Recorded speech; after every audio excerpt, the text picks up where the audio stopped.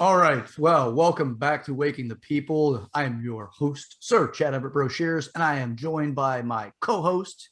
Go ahead, Joshua, if you want to throw that in. And then we do have a special guest today, and we'll introduce her in just a minute. Good morning, my fellow Patriots, our loyal subscribers. It is a beautiful day in Tampa Bay. Happy to have you guys back. Again, guys, if you've seen our videos and you like our content, please don't forget to subscribe and punch that bell so you can get notifications whenever Chad and I post more content. We have a very special guest today, like Chad said. I think you guys are really going to like that. Kind of my weekly recap as far as the topics we're going to hit, including our special guest is, it was a busy week again, Chad. It seems like every week it's not what I want to talk about. It's how much of it do I want to talk about? There's always plenty of content that we can choose from in this crazy clown world that we currently find ourselves in. We might talk a little bit about bombing of Syria and Biden kind of getting into that. We might talk a little stocks. We're going to get into the CPAC convention because last week we had our previous guest and we filmed the day before the conclusion of the CPAC, so we really didn't get to touch on that much. And we might cover a little bit of Governor Cuomo's current dictatorship over the state of New York. So plenty to talk about. I think you guys are really going to like today's show. You're really going to like the relativity that our special guest brings. And I'm looking forward just to being a fly on the wall and getting to learn and have a conversation that a lot of people don't talk about this topic. Yeah, absolutely. By the way, I'm going to try to drum up some alligator tears to match that of Mr. Cuomo later on too. I learned from the master. My dad was awesome at it. And whenever he started crapping that stuff out of his face, I was like, hey, I recognize those kind of tears, you lying bastard. All right. So our special guest is Shannon. She works in the student loan industry, and she's going to give us a little insight about how this works and where she came, how she got to where she is, all that fun stuff. So without further ado, the lovely Miss Shannon, when you're ready, go ahead and introduce yourself. Well, Shannon, obviously, and I've been in the student loan industry for 15 years, and yes, it's an industry. We're talking about multi-billion-dollar per year industry, and there's just like an endless amount of money until they stop giving out student loans, and then a few years beyond, it's going to be an industry. But I don't see them stopping relatively soon because it makes them a whole lot of money to continue. I guess I got started 15 years ago by accident. I needed a better job than the one I had currently, and a friend of mine was working in a call center doing cold calls to people that have federal student loans, and the reason was, the sale behind it was, well, if you refinance, we can get you into a 1.25% lower interest rate than what you currently have. That's almost impossible with student loans anyway, but that was the sale. Yeah. So that's kind of like where I got started, and then there were some things that happened in that. All right, well, I have my daughter with me, so yeah, it just for everybody to know, it's Shannon will have her daughter and her son maybe in and out throughout the recording, so they're going to be our special guests. They're just cameos is what we'll call it. Yeah. All right, Ms. Shannon, sorry about the interruption there. No, and same. So there's a lot more to it than just going and borrowing a student loan. There's a lot more involved. There's a lot that you agree to.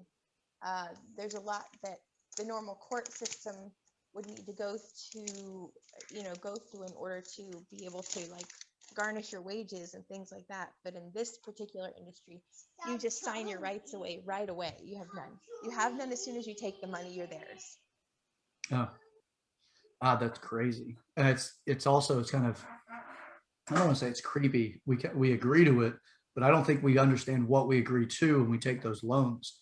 And the long-term consequences of how do you get to be a part of a system. It's not just a clean, you take the money, there's your loan, you're good to go. There's something else going on so from our conversation that I picked up on it, there's other stuff going on. It's not just a clean interaction between entity offering money, individual receiving money, individual pays back money. good to go. A little bit more First of than. all, right. Sorry to interrupt. Okay. So the first issue is who lends the money. It's not the government. The government doesn't have anything. They don't have money. So they're like, okay, this guy wants to borrow money. This, I don't have it, but Joe down the street has it. So we're gonna lend you his money at an interest rate, fees, penalties, and then we're basically banking off the interest, fees, and penalties. That's how we make our money. That's why we don't have a credit check. We don't care if you actually pay the loan back. We're going to get interest, fees, and penalties. That's the first thing that we're going to get from you if you're not able to pay. And so, on you not being able to pay. Sorry, I'm walking around. Yeah, no worries. We understand this also. Yeah, having the little ones in the room too at times, and yeah. So I'm sorry, you were saying? Me? Mhm. So I was saying, they bank on the fact that you will not pay the loan back. In fact, in your contract with the Fed, and this is for anyone who signed an MPN or a master promissory note with the federal government for federal student loans, in that contract, it gives you so many months of forbearance. That's time you don't have to pay the loan back. But during that time, you accrue interest. They give you so many months of deferment. Same thing. You're going to accrue interest during that time. Every 3 to 6 months, you will have that interest capitalized to the loan and begin accruing interest on that rate. I've talked to people that work high up in banks, and they said if we did that, the government would have shut us down years ago. Ugh. But who watches the watchers? Yeah. Yeah. So, It's a perfect system. Here's my take on it. Let's look at it from this angle. So growing up in school, right, we are told you need to go to college, you need to better your education, which I don't completely disagree with. But pretty much you need to go and better yourself. And one of the best ways to do so is through education. So we go to college, right? We're 18 years old, one, nowhere near close to being mentally capable of making such a decision, not just based on what you want to do for the rest of your life, but also a very, very, very big financial commitment that almost everyone runs into and pretty much die with at the end of the day. So we go in, we take our loan, right? And then pretty much to me, it sounds like it's kind of like a farm system. Like I'm guaranteed this certain amount of money because we've been preaching this to our youth. Again, don't disagree with, but it's almost it's a never-ending business cycle is what it sounds like. They're capturing that dream and they're pulling it in and they're capitalizing on it. So it's interesting, and we'll start right there. You're talking about giving these people loans when they're very young. I had an argument with an attorney general for a particular state, and one of my huge problems is that companies like mine get attacked by attorney generals all the time. The problem I have with it, I mean, it's business, so it's going to happen. But the big problem I have with it is that these attorney generals, and I'll give you an example in a moment, don't even understand the laws that they help put in place on a state level, and then they're spending their time worrying about state level laws on federal government loans. The federal government will sit there and tell you, and they've put it in writing, and I don't have the source, but I can find it, give it to you, because this is an actual letter from the Secretary of the Department of Education, has said that these servicers enjoy a sovereign immunity. Say that again, Shannon. You said sobering immunity. Immunity. Sovereign. Sovereign. You can't sue a servicer.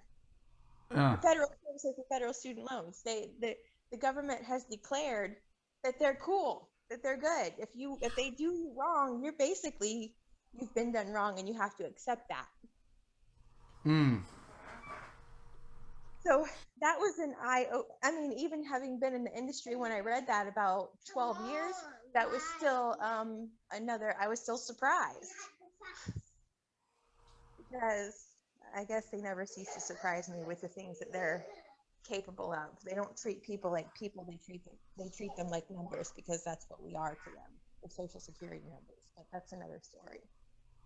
Yeah, and what really gets me too is that, again, it's like anything. Once the government gets involved in something, it has this separating value. Like you can go after specific companies for what they're doing, and you can make them responsible if they've done something against you. But once the government has its interjection, says these people, like you said, these people are good, you can't do anything against them. They've processed these loans. They've created this. The government created the opportunity, and this company processed this loan, and it could very well be that what they've attached to it or what they've actually done has put a great injustice against the individual. But they're protected. They're not allowed. They can't be touched. And for everybody, it's like, oh, the last administration had the good old boy mentality, and they like to put their cronies in the positions and all the rest of this. No, I think that that's actually kind of a problem that the government as itself has had. It's supposedly run by the people, but it doesn't seem like it at times. But as we were saying it before about how, like, you kind of got into all of this and you went through the process of the different jobs that you've had and that kind of thing, you got to a real eye-opening experience getting into the industry. As I'm sure from the outside, it just doesn't look like something that's going to be against an individual or something that would be an industry that would actually cause a problem for people. It would just be a servicing concept. That's a conduit. You want money, government's going to make sure money's available. Colleges get the money, they train and develop you. You go into the economy after you've gone through your schooling and become part of a contributing part of our society, and the system is whole and complete. Is the dream of it, right? The fairy tale that we're sold. Oh, But back to that. Right. So you have 18-year-olds, and this is what we were talking about earlier, who are being told, "Oh, just sign here." But they can't get a $10,000 loan on a vehicle, but they're being handed, thousands and thousands, tens of thousands, and then up to hundreds of thousands of dollars in federal student loans. And then by the time they really realize it and start becoming somewhat fiscally responsible, it's too late. mm, Um, so I'll give you an example. Let's just say that you borrow for any amount, but let's just use 60,000 as a point. So we're going to say $60,000. A general rule is that every single student loan you take, every thousand you take, your monthly payment is going to be around $11 per thousand per month.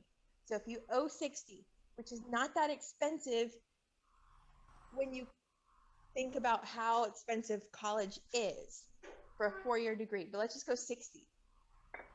Monthly payment when you get out is going to be around $670 a month. mm, Um, That's 2 car payments. that's 2 car payments. Gosh. But you can't drive it.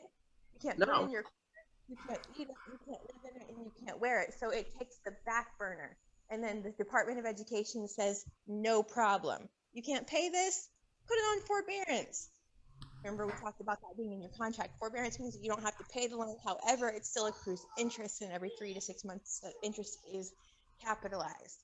What if, since interest is top heavy on the front end, you're not even making enough to, pay the interest because you just got out of school and they want you in an entry level position, or you can't find the right work, or you're part time. You're going to sit there and accrue around $600 a month in interest, and then in 3 months it's going to be capitalized. So now you're accruing interest on another $1,800 a month on top. You couldn't pay it before. You're not going to be able to pay it now, and that is the way it works. mm. A good example of the trouble that people get into once they finally figure this out and want to start paying. Let's just say that you have $10,000 in student loans. Your monthly payment is about $110. You make that payment for 3 months in a row. You paid down your principal about $50, and then you use 1 month of forbearance. You're still accruing about $100 a month, $90 a month in interest. You now owe for the 1 month of forbearance. Hold on, hun. Bear with me 1 second. Yeah. Okay. Yeah. you now owe more for that 1 month of forbearance that you took than the amount you've paid down in principal, and you're out $330. And you get upside down really fast. So we will see people come to us that they're looking for help, and they'll have borrowed $30,000 in student loans, not be in default, and I'll explain the problem with that in a minute, but have had the loans for 8 years, for instance, and now owe $60,000 in student loans.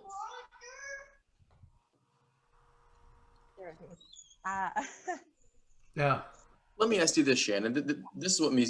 This is what I thought when I heard you telling me this. So, when I think big purchases in our lives, okay, there's a few big purchases that if you strive to be successful or to better yourself in some way, you're going to have to make. Okay, let's say house, right? Let's say car, right? So those two are some of the biggest purchases that most people will make in their life, and they have the option to have fixed interest rates. So throughout the lifetime of the loan, the interest rate won't change. And if it does change, it's normally you agreed upon it. And in order to purchase those things later in life or any point in life, you have to go about some path of self-betterment. And for a lot of people, that is college. So you can purchase these items at a fixed interest rate, but it sounds to me like once you go and actually get your student loan, you don't have the option to have it to be a fixed interest rate. So it's almost like, hey, we want you to get to this end of the rainbow and be able to purchase these things that's going to better your life in many ways. But in order to get there, we're not going to allow you to have a fixed interest rate, and it's going to change throughout the lifetime of the loan to make sure that we constantly keep you in our grasp. It made me think of, that scene from The Matrix when Morpheus finally shows Neo the field, and it was like that thing that was like grabbing people that were like energy balls. It's just harvesting a debt that almost everyone in America will have at some point. So is there a way to pick a fixed interest rate? Okay, so with federal student loans, they only get fixed interest rates. They didn't used to. It was variable in the 80s, but now it's fixed. The problem is that because they capitalize the interest, and they have a tier and a limit to how long your student loan term can be based on how much you owe, you will essentially pay a higher rate of interest because of the way it is coordinated, like how you're going to pay interest, please leave that alone, how you're going to pay interest, how it's going to be capitalized. You do end up with a higher interest rate, and that's why these banks are like, if we were doing that, we would be shut down, because there are a lot of federal guidelines on interest rates and state guidelines on what a bank is allowed to charge, but the government has no limit. Because they're like, oh, we'll just capitalize it, so it becomes principal and doesn't look like interest anymore, and then they beat the system. They beat their own system. The harvesters, they're taking it, right? They know that there's nothing they can do about it, and they know that no one's going to say anything about it, and most people don't care, right? Most people don't really, either they care or they don't really do their due diligence. Like we said, they're kind of young, so they just sign on the dotted line and sign their future away. And sometimes they get out of school and they don't like the degree they earned, because again, they decided their major at a very early stage in life. So you're saying that at first the interest rate is fixed, but with that interest, they can then charge interest on top of that interest you've already accumulated without changing the actual interest rate. Do I have that right? Correct, because they add the interest you've accrued if you can't pay it during your forbearance and deferment periods. Okay. So interest on top of interest, and it's all done in a way that skirts the actual rules about what someone can charge, what a banking establishment can charge on interest rates. It exceeds it, and I'm telling you that I've pulled up loans that started at $100,000 and were $200,000. Like, I've got a client right now, and her loans when she came to us were around $450,000, and now that she owes over $500,000 because the interest, you can't pay it, it grows larger, and then you start having the problem where you get into I ran out of forbearance and deferment, I am now being forced to make a payment I cannot make. And then the way they stack it is at 9 months or 11, depending on your loan type, your loans go into default. And at that point, you get assessed a 26% penalty or so to the amount. 26% penalty gets added to your amount. And if you thought you couldn't pay it before, let's say you went into default with 100,000, now you owe 126,000. So now you're in worse trouble. That's incredible. It's like, it really does seem like it's an aggressive, almost like an indentured servitude. It is absolutely that.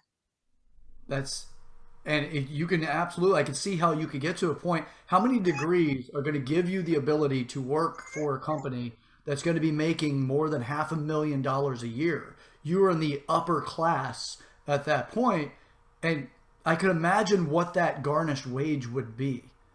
If they got to the point of garnishing this person's wages, what's the payment to get that back? That's the payment, I'm sure, is going to be more than even people make on a monthly basis individually on the middle class, on the lower end of the middle class. That's incredibly, it seems predatory. It is, and there are laws against that, but you're saying, let's talk about the garnishment amount. You're like, you can imagine what the garnishment amount is. It's actually not bad. The problem is that people who are being garnished are not covering the interest they're still accruing while they're being garnished. Ugh. So while you're being garnished, you get further into debt because you're not technically allowed to be in an actual repayment program. They call it something else, the rehab program. So let's just say that you're being garnished 15%, that's the rate, unless you have student loans with two different collection agencies, but 15% is the rate of garnishment, and you are making $2,000 a month that you're supposed to be bringing home. So they're going to take $300 of that. But if you are in default with a student loan that's $60,000, you're accruing close to $600 a month in interest. The first thing that gets paid when you are in a garnishment is the default penalty that they assess to the loan for you going into default. When you are finally done paying that, you can start cutting into the interest. And the whole time you're still accruing interest and it's being capitalized. So a lot of people will die that way if they don't know how to control and fix it. That brings up another question too, is the consequences of death against debt.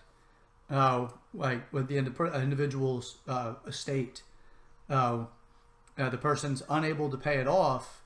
What's the benefit that is given to the loan, the individuals managing the loan, and to the country?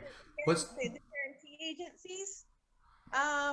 What happens with that is if you die in the process of paying off your student loan, whether you're in default or not, what the servicer or guarantee agency has the right to do and does at that point is they put a death claim in. It's an insurance payout.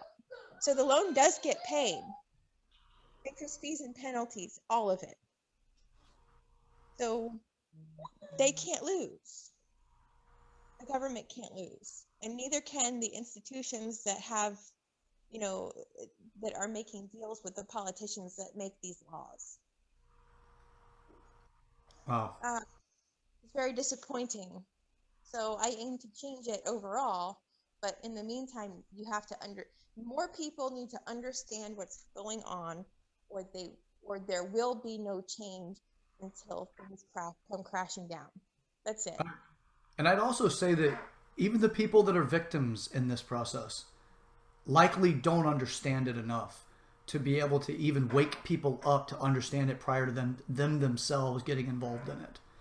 As Joshua said earlier, is that they're encouraging young people, 18, 19-year-old people, to take out these loans that they could be for the rest of their life indebted to.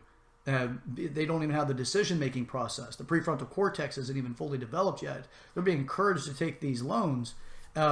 they don't have the rational ability. You have other people that are later on in life, somewhere in their later mid to late 20s, 30s, whatever, where they're going to take out a student loan. They do know how to make better decisions for themselves, but they may not understand, because of their ignorance in the situation, how to either, is it worth it, or how am I going to structure my life? How much money will I borrow, and is it realistic that I'd be able to pay it back with the degree I'm pursuing?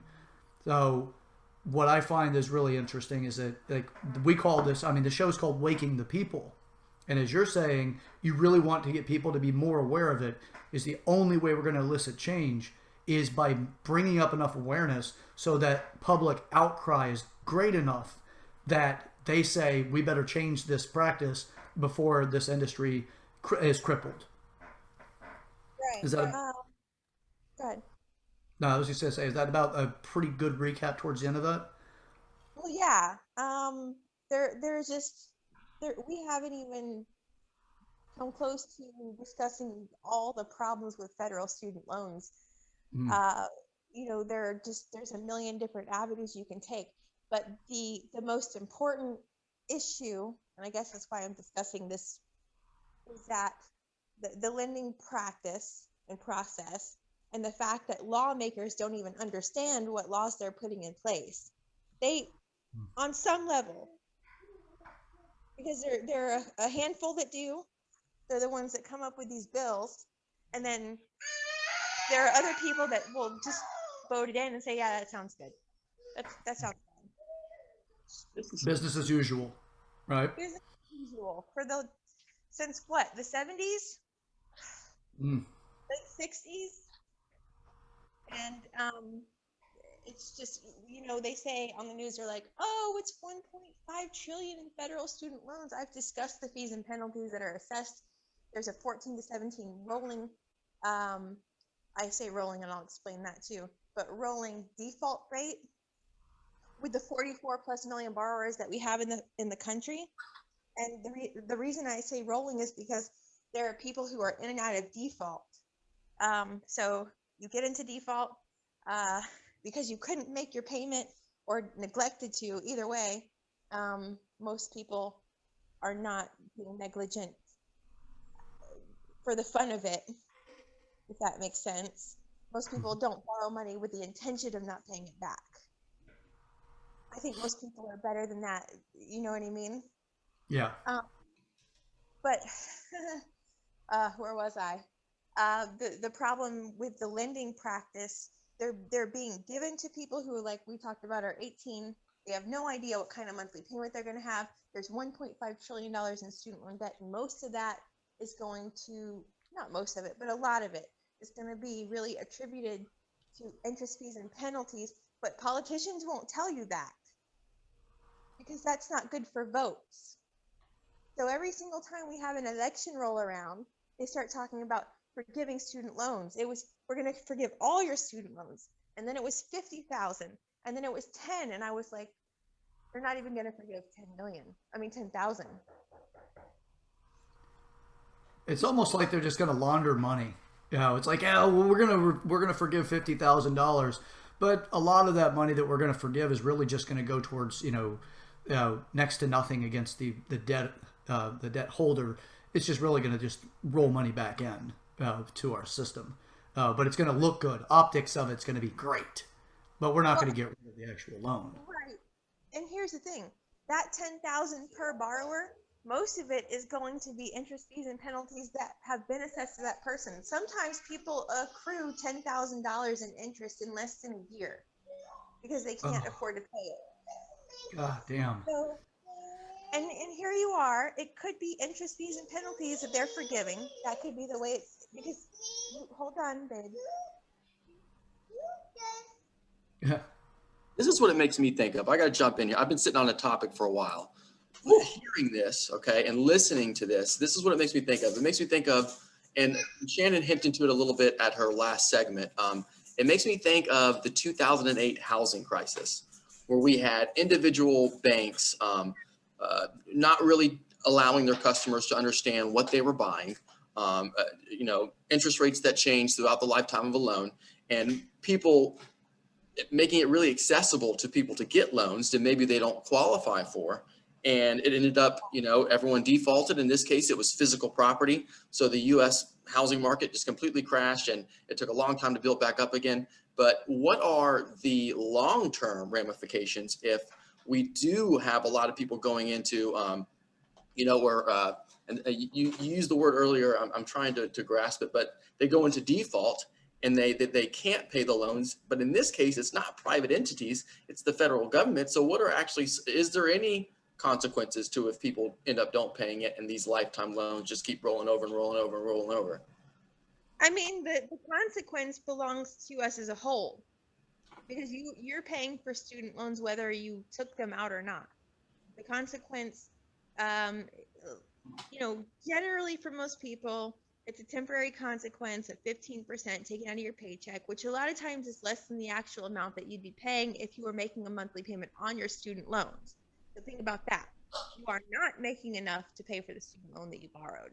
If the amount that they are garnishing at 15% is more than what you are, where was I? Anyway, I lost my train of thought. I got something for you if it helps. Yeah. Yeah. So this is what I got as far as like whenever somebody signs up for one of these loans. So you're saying, Shannon, that even people who do not currently have student loans are paying for it in taxes? Well, yeah, because, well, first of all, where do you think the loan money comes from? The government's going to tell you that it's taxes. So they're going to say, we're going to take a portion of the taxes that's paid every year, and we're going to allot that for federal student loans. So yes, especially if you're not getting paid back directly. And, I think we can start talking about taxes. I think that the standard deduction is not enough, considering we pay for kids to go to school, even if you don't have them, and student loans on a daily basis. The servicer charges a certain amount per month to the government. It's in their contract to manage these loans. They have to. It's business. Servicers are mostly for-profit companies. So per month, and then they add their interest, fees, and penalties, and then it goes to the collection agency. Collection agencies all have a contract with the federal government to collect on these loans, and the amount that they've contracted them for is $1. So if you got a contract with $1, who's paying for that? But you're paying a monthly fee to someone, you, me, everyone that has a job and pays taxes is paying a monthly fee to someone, to these servicers, to manage these loans, because it doesn't happen for free, and it doesn't get taken directly out of the payments that are being made by the borrowers themselves, which I think would be something to consider. And then I think that they need to reduce the overall interest, make it a flat amount of interest. That's just me thinking, because I've been doing it for years. Oh. And now, actually, guys, I'm going to do something real quick. We're going to go ahead and drop off a little bit. We're going to go back into the main segment, or the main portion of the show. So give it just a second here. Welcome back. Now, for all of you out there in the world watching this, it may have seemed like just a second, but it was a few minutes for us as we all kind of did our little intermission, went out, got some popcorn, sodas, whatever, and then came back. So here it goes, and Shannon's going to pick up where she left off. Miss Shannon, go ahead.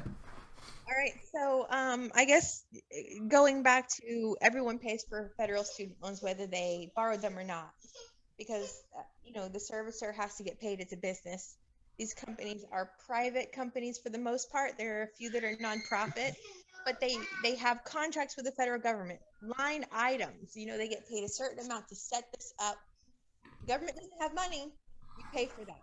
Like, it's a few million just to get everything set up. So you're welcome. We paid for that, whether we took loans or not. And then you pay every single month. There's an amount the government is contracted to pay these servicers to service the loan. And there's a different amount for loans that are in forbearance, repayment, default.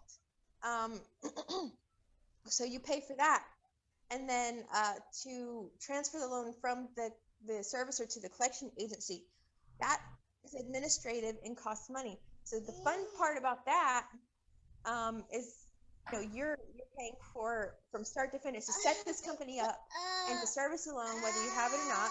It gets sent to collections, and then my most favorite part is the part where because I'm going to explain exactly how much it's costing the taxpayer. But the fun part next is that once it gets into the collection agency, and I said this before, they assess a 26-27% penalty to the loan. It's in a couple different parts, but it equals about 26-27%. That amount gets capitalized. The loan continues to accrue interest, and about 86% of the collection agencies that handle these student loans are owned by the servicer that sent them there. So the servicer is getting paid from everyone all the time, and then the death claim, if you can't pay the student loan and you die, death claim gets put in. Where do you think that money comes from? The government doesn't have any. That's a taxpayer thing that ends up happening on some level or another. We pay for the whole shebang. So I guess I am not a fan of socialism. Public school is the closest thing that the largest step towards socialism our country has ever taken, and we just, enjoy it that way. But if you want to look at it from a realistic standpoint, we might as well all have an education. But I don't really believe that. I think that should be a choice, and that there's a responsibility included with it. The problem is that no one's really talking about what that responsibility entails, which is the lending process. So just that's full circle. But death claim, that's money that we pay. So we're paying it from start to finish. And then let's say that you get the loan out of default, goes back to the servicer. Guess what? We're paying that administrative fee to move it over again. And then we're continuing to pay that monthly fee for someone who may or may not be paying the loan or be able to pay the loan anyway. So one way or another, we are all paying for these loans all the time. If you wake up and go to work, you're paying for them. That's the crazy thing about it too, is that for the longest time, like I'm an excellent example of a person that's ignorant in this field, because it's like it's the same as I was for politics prior to 2018. Really didn't know much about the situation, what was going on. So I've always just looked at it like if it's the student's responsibility to pay it back, if they take the loan, it's on them, not realizing that that actually does come out of my paycheck. I don't get to walk away with the degree, but I do walk away with part of the bill. Correct. And it's insane to me to think that I've never realized that. And that for every single American, and it would say tax-paying American, not the new Biden Americans, the tax-paying Americans, those individuals are all holding the bill for this. And it's not paying the debt off, it's paying to have the debt serviced. Correct. That's insane.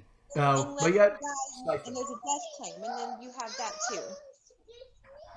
Yes. Bless it, man. That's incredible. And it's again like I had no idea about that. I just sat in complete blissful ignorance. Like, and even when I went to college, I refused to look at taking a loan. I refused it. Now, like, if I cannot pay for these courses out of my paychecks, I am not taking the course. So I needed to sacrifice in order to be able to afford those courses. And that's just how I looked at it. I didn't realize that I was sacrificing to pay for those courses out of my pocket, but also on the back end, out of the work that I was doing, fractions of my tax money was also going to pay for somebody else's, and the somebody else's being the entire system. That's insane. Yeah. So forgive my ignorance, America.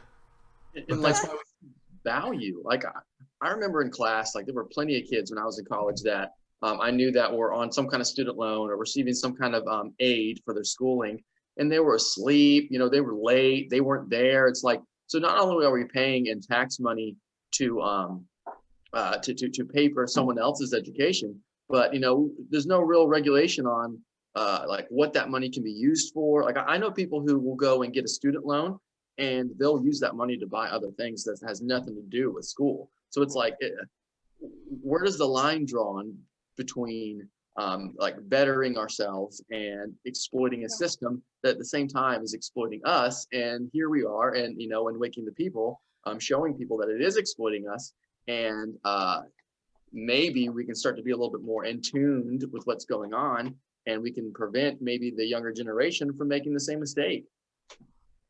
Yeah. Okay, so here's the thing about that. The system needs to be changed. It needs a complete overhaul, but it needs to be a subtle choreographed change that's going to take 50 years to do it. Like I've given this like good thought. You can't just change it overnight without causing more problems than you have currently with it. So it needs to be like a gradual change. And the problem with that is that you have people that work, administrative people, you have people that work in government. They are lawmakers, senators, which I really don't even like the term lawmaker because that's a whole different subject. But you have these people who are sitting there making laws. I forgot what I was going to say again. I'm so sorry. It was an important thought though. Someone help me. About the Where was lawmakers and how we make this change, and it's over a 50-year period, not over. It's not immediate Oh yes, the issue is revamping. correct. You have lawmakers who have been in office for 60, 70 years, and then you have new ones, and they're never going to see eye to eye. It needs to be a bill that is put in place that lays out the changes that will gradually happen over the next 50 years instead of here's a bill, we're going to do this, and then the next time they do the annual budget and make a change, they're going in a completely different direction, and there's no consistency. So unless they're willing to sit down and actually make a bill that's a 50-year long bill, which is also really difficult because you never know what else is going to happen with the world, we're just waiting for it to crash. We're just like, why don't you just prepare for it, because it's going to happen. Yeah, it's like anything with government too, though. It's just anything that happens too quick. It's way too big of a machine, too big of a system to just instantaneously change it.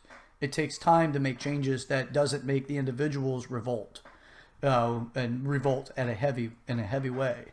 And what political party wants to be the one that's responsible for that if they're not doing it in a way that it makes it seem like everything's going to be great? We're going to make everything great for you, so therefore we're going to make all these changes that are going to be complete forgiveness to student debt and giving you $2,000 as soon as they're in the office and all the rest of this shit. But we'll touch on those subjects after we finish with you, Shannon, because it's apparently I'm boiling over the seams with a lot of this stuff. But yeah, and if so, I apologize for interrupting, but it is really beneficial for people to understand changes like this cannot take place quickly. It's too much transition stress that fractures too many people in the process. And I think it's an excellent point. If I had my way, and I've been looking at it for a long time, I would say student loans do need an interest rate. Or they need a flat interest, actually. That's what I would do. I would change it to a flat amount of interest. And that way, when you make a payment, late fees, fine. You have administrative costs. But a flat amount of interest so that once you make a payment, you can see your balance going down and not going up. And the majority, quietly, look at the, hold on one second. Okay. Yeah, I mean, Yeah. Go ahead, Josh. they don't really care about making very vast, very quick changes in certain aspects of society, such as like we're living in right now. I mean, with gender, with the pipeline, right, not being energy independent. They don't mind making changes that are very quickly when it doesn't affect their bottom line. But what they do mind is when it affects their pocket, and that's when they're slow on the wallet, so to say, as far as making changes. So it's funny how they pick and choose, going with your point, Chad, about certain things that they don't mind exploiting, and certain things they rather not have exploited. Not right now. Let me Yeah. finish this call, okay? All Yeah, right, babe. it's the Let me same finish thing. the It's call. like it's once government gets behind anything, inflation is significant. Because to the person that's offering the service or the company or whatever the institute is that's offering the service, just think about the medical portions. Right? Once the government started getting involved with the medical system, cost of service went up. The same thing with loans. Shit, back in the 70s, you could get a high level college education for a fraction of what it would cost us now to even get what, a bachelor's through a university, not a community college.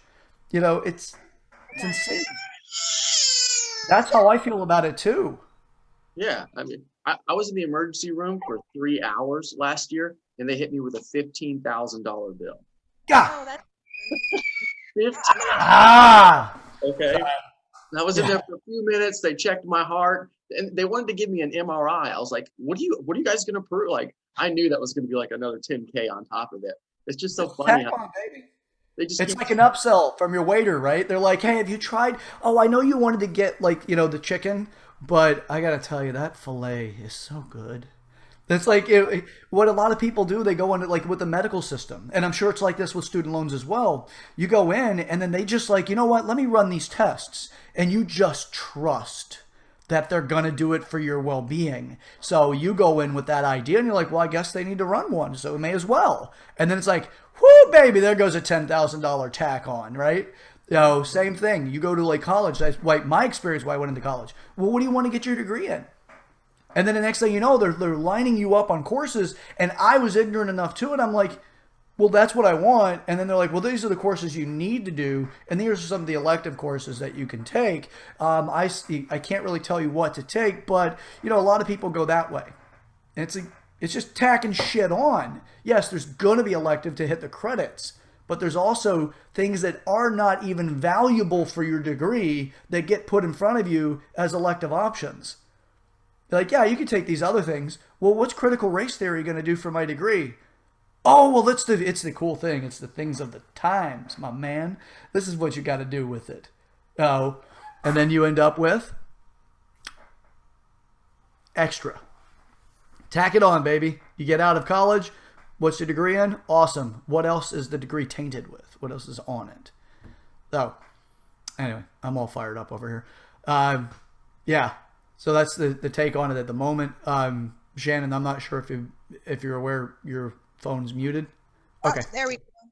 there you go. I have to say, but it's okay. And I wasn't aware that it was muted. But yeah, so here you go, babe. All right.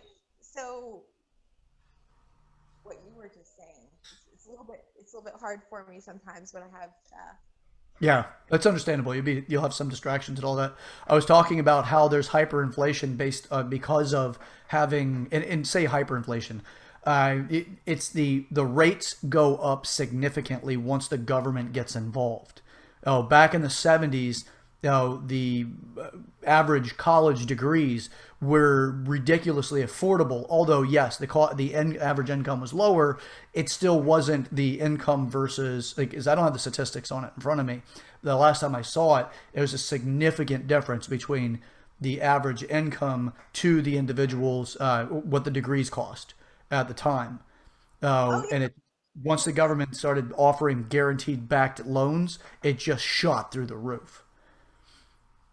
yes, just like food stamps. But so my uncle had a degree. My grandmother paid for it.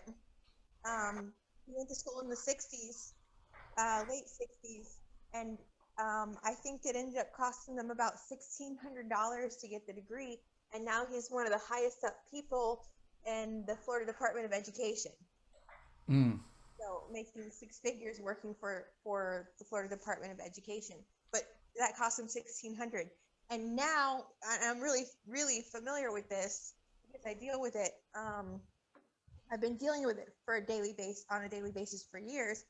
If you want his position, you have to nearly have $200,000 in student loans. You need that much education, according to the Department of Education. You get paid by how much schooling you have and not by your degree of experience or the test results or, you know, how you performed in school. It's basically how much school did you have in most cases for most states. So they're like, if you want to be, you know, bigwig and make that kind of money, you have to spend more of our money than you're going to make per year in order to do it. They're playing into that dream, that the desire to better oneself, and they're also playing into the herd mentality. I mean, when everyone gets to school, when you're starting out, you're a freshman in college, 18 years old, and you go to the financial aid office and they tell you, oh, well, everyone's getting student loans, so don't worry about it right now. Like, it's part of the process. It's like getting books. It's when you go to school, if you are like most of the public, you are going to incur some kind of financial debt once you leave that school, and they know that, and they exploit that, and I guess they're continuing to do it. They got no desire to shut down. One thing I do find interesting that I think is an enemy of the greater education system, and I've been thinking about a lot this week, is that the changes that our society has gone through as far as how information is shared and how readily available information is. So beforehand, if you wanted to learn and really educate yourself, let's say 1980s and back, you went to school. Back in the 1600s, the only people who were really successful were the people getting educations, because that was the only place you could find out the information. Hindsight 2021, now you just go on Google, you can learn anything you want to learn. So they're going to have to adjust somehow, the value that having a college degree has. And at the same time, when you incur all this financial debt, that value is going to be dropped even more, because, there's doctors out there who still have student loan debt and they make six figures a year. And at the same time, I feel like we hint to it earlier about student loan forgiveness. That's only going to, in my opinion, decredit the education you've received, because if it's free and it's forgiven, then that means anyone can get it. Yeah. With student loan forgiveness, they're essentially saying, this is what a socialist school system is going to look like for like if you choose to go to school after, for higher education. They're basically setting the tone for free education. But it's not free, because nothing can be. No. The schools, in my opinion, not in all cases, elementary school teachers should get paid a little bit more. People in higher education should get paid a little bit less. Hold on one moment. Yes.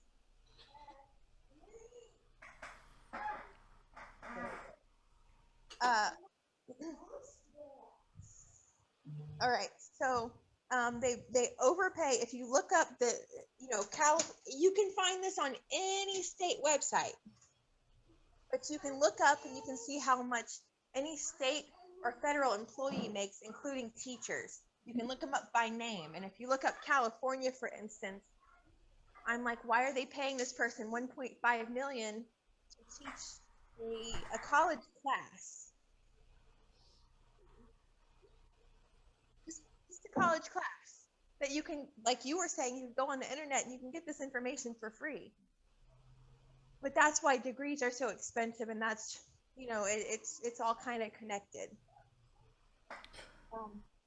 I'd say that it's the idea of establishing a pedigree, an academic pedigree.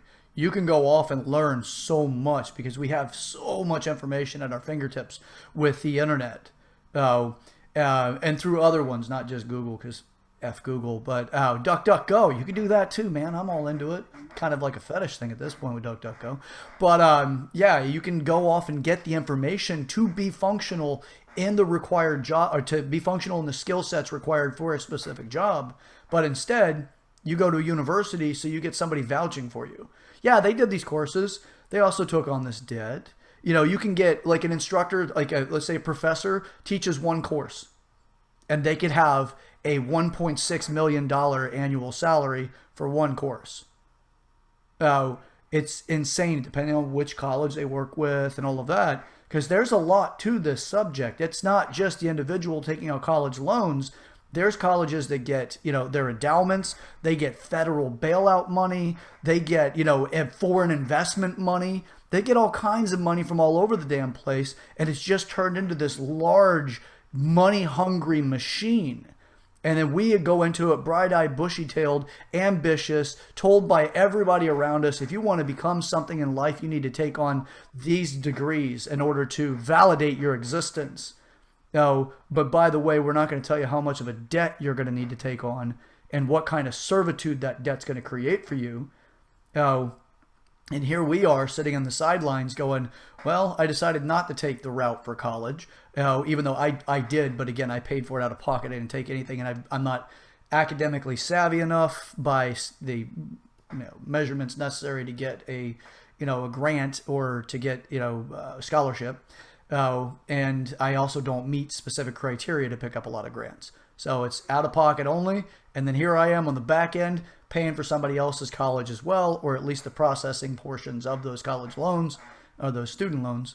And here we are discussing the debt our nation, the citizens of our nation has. And then you got these jackasses that sit there in the universities that are taking money from foreign entities, as well as the money from the university from forms of student loans and endowments. All right. Yeah, Just exactly my what you said, soapbox. Chad. I mean, the government loves to inflate everything. They love to inflate money. They love to inflate, the food prices. Part of the Federal Reserve's job is to stabilize employment. That's part of its job. And it seems to me that student loan forgiveness or making education, in this case, free, inflates, the value that degree holds. And if everyone has the same degree, then I mean, how important is it? My grandmother said last night, it actually cracked me up. It's probably true. She said that one day you'll probably need a college degree to work at McDonald's, and that's the case. I mean, because eventually, if especially with rising, minimum wage for federal minimum wage, they're going to have to somehow come out in the back end and say you need to be, specialized, or you need to have a certain amount of educational experience or job skills to earn positions. And the more people that have them, the higher education you're going to need to reach that goal of income that you're looking for and sustain the kind of life you want to live. And we're going to keep falling down the path. So, I mean, 5 years from now, master's degree will be the new bachelor, pretty much. I mean, if you don't hold anything less than a master's and you're trying to really get into a big company or get into a mid to upper tier job at some point in your life, you're going to need to go back and get more education. Mm-hmm. Every experience is being decredited or discredited. Mm-hmm. Go ahead, Shannon. Formal education level with you, like how, and I don't know if that's really relevant, but I think it's important for people to know that you can do well without and I don't think there's anything wrong with education. I think there's something wrong with the learning process in education, but you can also do a lot with a limited formal education, because like Joshua said, all of that information is available online and in your library, and if you care to read it, you can learn a lot that can just better you. So I was taken out of school early in the 7th grade. I don't have a college education or a public education that went further than that. However, I educated myself online and in libraries, just like I'm saying, and that served me really well. I've been able to set up, multiple decent earning companies, 6 and 7 figure companies, based on, I went to school, up to the 7th grade, but then I had a passion for one, survival, and then two, to make the student loan industry better. That's just kind of where I found myself. If you have a passion somewhere, you can kind of turn that into a whole life. You don't really necessarily need to pay $80,000 and get a formal education. I didn't go to school to be a business owner. I just am. You just kind of learn as you go, and you're going to have those lessons whether you went to school to be an entrepreneur or not. There are things school will not teach you about life. Absolutely. I mean, I think the flip side of that is we as a society, we as a country, we lack motivation in a lot of avenues. And in order to be an entrepreneur, in order to start your own business, you have to be very self-motivated, and you have to ride out the wave, so to speak, of what it takes and the sacrifices, the financial commitments. And not everyone is going to want to go down that route. So there needs to be, like, let's say someone just wants to be an engineer. I just want to be an engineer. So with balancing the readily available information to start like your own business, be an entrepreneur is completely available to you. But like Chad referred to beforehand, the guys doing the hiring, the guys making the decision, they want to see a backing that says, okay, well, I'm not going to give you, a test on this information that you learned at, on your own, so to speak. If you want to get like let's say an engineer job, I'm going to need to see that you have the credentials and that someone can vouch for you at the end of the day that you are able to perform these jobs. So, to try to snake through it, I mean, especially now with entrepreneurship at an all-time high. I mean, a lot of people in this country are able to make something of themselves without a formal education and through just, pure willpower and drive. We got to make sure that the people who necessarily don't want to do that, they still have the opportunity to do that without incurring this massive debt that comes along with it. Technical skills. Mm-hmm. I'm Mm-hmm. a leader for those guys. Definitely trade. I tell a lot of people that are younger and are interested in furthering their education once they're done with grade school. And I always tell them, you don't need to, university is not for everybody. I mean, you can go and make a great life for yourself going and learning a trade like welding, any kind of mechanic. You can be a lineman. I mean, shoot, go work for the power company, Duke Energy. Those guys make like $50 an hour up there, working with electricity. So there's a lot of different avenues we can go down just besides university education. Certificates are at an all-time high now because of the internet and because of access to technology. We can take those certificates right at home. So that there are, plenty of different avenues that we can go down to better ourselves than, let's say, going to USF or some university and furthering our education. Yeah, I absolutely. I went through the trades myself throughout my 20s. Went in with Progress Energy, previously known as Duke, bought them out, and my position there was up to $120,000 a year. We didn't need the college degree for it; it just had to have the aptitude for the job. So there are still options like that. Entrepreneurship is on a rise, although the current administration has a bit more of an intention to reduce entrepreneurship by creating specific income level punishments, but that's for another conversation.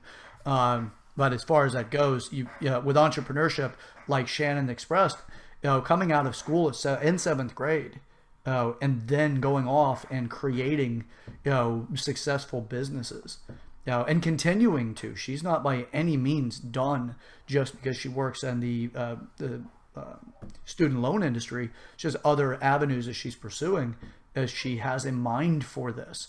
But it's also that she wasn't stuck in a particular mind thought process that school can commonly give us, which is, this is your avenue, this is your channel, this is all that you really need to focus on thinking about. Becoming dynamic in your thinking becomes more of an adaptive ability to look outside of that and make new opportunities for yourself. And that's something that through my relationship with Shannon has taught me about her, and also in its reflection with my own life. So with that, I know we're going to have to actually shift through and get onto our other subjects as well. Shannon, do you have any other topics you'd like to kind of bring up before we move through the segment and then send you off to your day? Not without it taking all day. It's a great thing that I know you have a lot of a conversation ability. You've got a gift, and you have some great insight. Without a doubt, there's not been one thing that we've ever discussed that I didn't say she's a very deep thinking, insightful person. Absolutely. And thank you for coming on. Thank you for sharing with us. I learned a lot, some of the stuff I didn't even know. I hope that our viewers will take this information as valuable as it is, especially maybe some of our younger viewers who are kind of entering in that stage in life who have to make that decision. So thank you for your time. It was very insightful. Keep killing it. We need more entrepreneurs. If you have the motivation, please maybe invest in yourself. And thank you, Shannon. Yeah, we loved it. We'll definitely have you back on again soon. All right. Thank you for having me. Yeah, looking forward to it, Shannon. Thank you so much, and yeah, and for making it happen too. This has really been wonderful. And from the moment you started talking about this, actually, is there one subject? Would you mind talking about? And then we'll close on this subject. But this is one that really got me. And you had talked about the rejection to approval costs. Oh, yes. Now, that was one that I took so much out of that small conversation that I really would like to share that, and then we'll say adieu, and then Joshua and I can go off into my silly ass rants and his well researched positions. So, but yeah, do you mind giving us that? And then we'll send it Yeah, off. I can go over that. So, we talked about before servicers being private companies that have contracts with the federal government, and so they have like set amounts that they get paid to set up, and they charge the government or us every month to manage these loans, depending on what the criteria is, like what the status of the loan is. But there are other things, and they're line item things that the Department of Education contracts out to these companies, and they're things like student loan forgiveness. So, public service loan forgiveness. People that work in public service, police officers, teachers, anyone that works as a civil servant gets a partial student loan forgiveness. You have to put in paperwork annually in order to prove that you qualify and have the payments that you are making go towards the student loan forgiveness, because you have to have 120 payments, that is. The problem is that this paperwork that gets put in every year, there's a line item on some of these contracts with the Fed loan specifically, and I hate to name drop on that because I really hate to bring up servicers who are very powerful and have a lot to lose or gain. You can't get in trouble, by the way. You can't sue them. Even attorney generals have tried. But anyway, line item, here you go. This form you have to turn in to get loan forgiveness. No one's not going to do it. So if they see it and they're like, oh, there's something wrong with it, they get paid $5 to review it if it's rejected. They get paid $7 to review it if it's accepted. And my company specializes in federal student loan forgiveness for people that work in public service, interest subsidies, and things like that. We see paperwork that is done to the T, get denied all the time for something that is, they'll give a false reason and then they'll send it back, not knowing that experts are looking at it. And we're like, we prepared this. This is correct. You got paid $5 to reject a perfectly done, document. And then now on top of it, I have to spend 30 minutes explaining your error, and you're the one who's contracted to do it. So are you doing it on accident? That's still a problem. Are you doing it on purpose? That's still a problem. It doesn't matter how you cut it. It still costs us that money, whether they're doing it on accident or on purpose. But I've seen them do it enough times on purpose that it makes me, enough times that I feel like they're doing it on purpose, because it's a moneymaker. And overfist, it takes 3 minutes to review a document, and they get paid $5 to deny it. Quiet. Yes, sir. Yeah.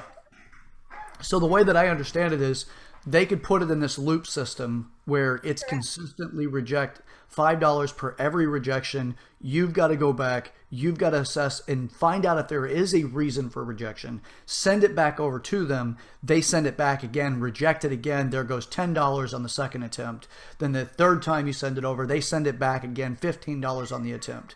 You do it again, send it back over, comes back $20 on the attempt. You send it over, comes back, and then they say, you know what? It's approved. They just made $27 on something they should have only made $7 on. Is that accurate? Yes, and then we paid for that even if we didn't take out student loans. Yeah, taxpayer has to pay for it because the government is guaranteeing, because they're servicing the loan or they're servicing the process of this, they're going to get paid because they're doing the duty of it, not Well, they realizing that there is for a this reason, this loophole. right? Yeah, Yeah. so that's fun, but that's kind of the thing that I'm trying to, and I guess I'll quickly go over this. My company, one of the moves that I'd like to make is to win that contract from the federal government and cut out the process where where like underbid Fed loan by saying we will not take the $5 to review it if it's denied, Mm. and we'll take Ooh, less that on would piss off some companies. the side. It sure would, but I'd make enough money fast enough that it wouldn't matter. Yeah. Well, for you and your company, it'd be great. For the other companies, you'd set a new standard. Oh, and if that be the case, you certainly For the would bring in quite a bit. I'm sorry? I said I would set a new standard for everything in government. Yeah, that's incredible, and I really do hope to hear that you get that, because for us, the taxpayers. It may not seem like much if you look at it like it's one company doing this, but from what I understand, this is actually a practice that a lot of companies have started taking up when it comes to the processing, because it's an opportunity to make money. Oh, am I Well, here's fairly accurate in that? I mean, I'm sure you've got limitations of how many of you've actually interacted with, but with the companies you have interacted with, would you say that that's kind of a seems to be more it's common of a practice than not? yeah, there are different federal student loan servicing companies that have different line items that are similar to that loan forgiveness, interest subsidies, and they're contracted to do different things, but they all have the same process.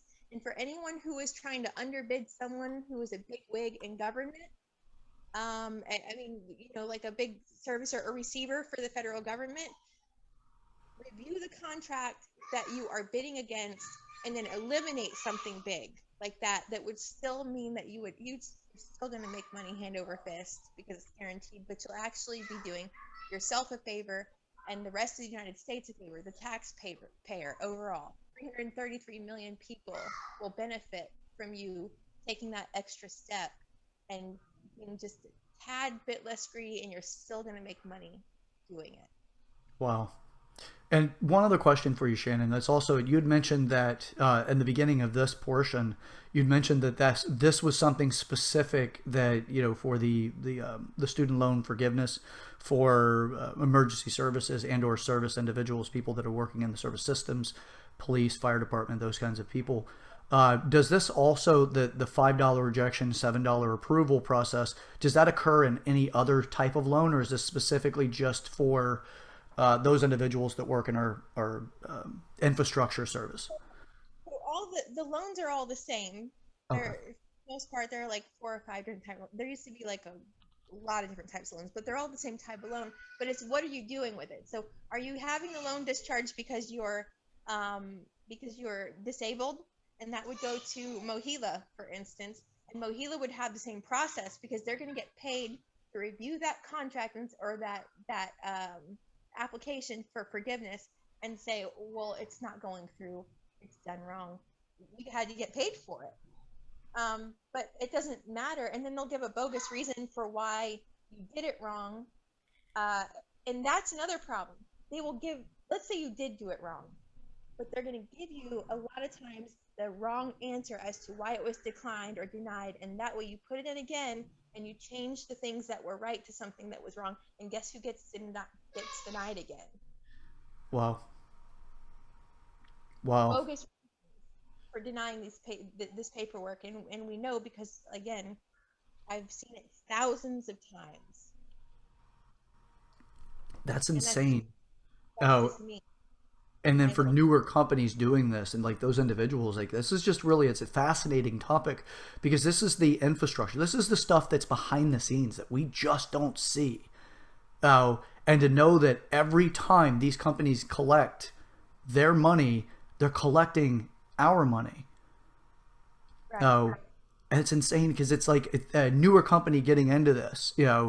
they start preparing these loans, sending them over. Like you said, you could have, like, there may be one thing that's legitimately wrong. They send it back to you. You change something that is right because you don't know what was wrong, or it was harder for you to figure it out, or like misled on what was wrong. Change it, and then it turns into being something wrong. Next thing you know, you've got 8 more attempts before you can finally get it approved.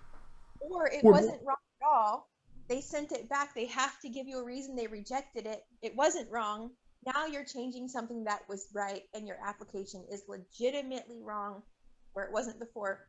But they gave you 5 choices on what could have been wrong, and it was nothing that they put on there because it wasn't wrong. So it's not just that they're changing people who have something wrong and telling them that they got to change something else and not the actual line item that was incorrect, but they're taking people who are completely right and they're giving them a bogus idea of why the paperwork was wrong, and we call in and we have to go to escalation, and that can take 5 minutes or 15 minutes or 30 minutes depending on if the representative we're talking to is, can I say, being an asshole? Yeah. Sorry. No, you could say that. If you've watched all episodes, you'd hear me just like dropping it like crazy with Joshua over there going, no, I'm going to speak without using vulgarity. And I'm like, I think I'm only going to use vulgarity. So you're good. They can be, they're assholes. We got it. Oh, yeah, They are. It's like people that get paid $13 an hour to show up and they're just waiting for their shift to end, and they really have no real interest except taking home a paycheck. Mm-hmm. But there's a lot of jobs, and that's a lot of people. Yeah. They just don't love what they do. And I'm not saying there's anything, I'm just saying that's just human nature, but they should be trained better. If you're going to take a contract from the federal government to handle something as important and intimate, and I say that because people lose sleep over it, which affects their entire lives. It affects children's lives. It affects the lives of the people that they work with. It affects how they drive. But you're going to go home and you're going to affect someone on such an intimate level, then you better get it fucking right. There you go. You get in there. I like it. So Yeah. I agree. In using the terminology intimate in that context is absolutely enlightening, because it really does put the impact of this. People lose sleep. It affects their relationships. It even affects their drive in life. And for these people that are, $11 to $13 an hour employees, it is not behooving for the company that has that agreement with the federal government to have the contract to train their employees well, when they can make that money off of their employee making the error, sending it over. They have their scapegoat if they're ever put to the coals on it by saying, well, what happened? Now they have justification. It was a new employee, or it was an employee that we trained, but they didn't take to the training. So they have their out of liability. It's like, oh, well, we tried. We did this, and we have been keeping up. We have this many employees. They have so many different excuses if they were ever held responsible. Liability. There's next to no liability because, like I said earlier, they enjoy a sovereign immunity. Mm. Yeah. They're just, corporate gods. Yeah. It creates its own elite class, its own protected class of business. So that's insane. All right. Well, Miss Shannon, I'd hate to really leave you at this point where we've got such a climactic moment in the conversation, but for time's sake, to get you back to your family as well, and to release my Kraken, known as Joshua McClendon, onto our next subjects. I don't want to hold back any further on that, and I want to really acknowledge you for this, and for the viewers, I hope that you guys have such a fantastic insight now that you can, at least, if nothing else, start exploring this. Now, I hope to see that Shannon gets this federal contract that would be eliminating some of these companies that have that $5 rejection benefit, so that it is just solely you get a paid off of approval. I hope to see that becomes a reality, and or if nothing else, a reduction in that, instead of $5, maybe $1 or $2. Something that would at least disincentivize these people from doing it. So I hope to see something like that occurs, and that we can have you be the shining example of what change really should be. So Shannon, we do appreciate having you on. Do you have anything you'd like to leave the viewers with before we drop? If I start talking again, I'll talk for a while. Hey, we appreciate that. We really do. But with that, Shannon, thank you for joining us with Waking the People. And we look forward to future conversations, and also the same as you following the channel and picking up some things from other people as well. So thank you for your time, and we'll chat with you in a bit, okay? Very good. Have a great weekend. Thank you. You as well. All right. Thank you. Thank you. Have a good day.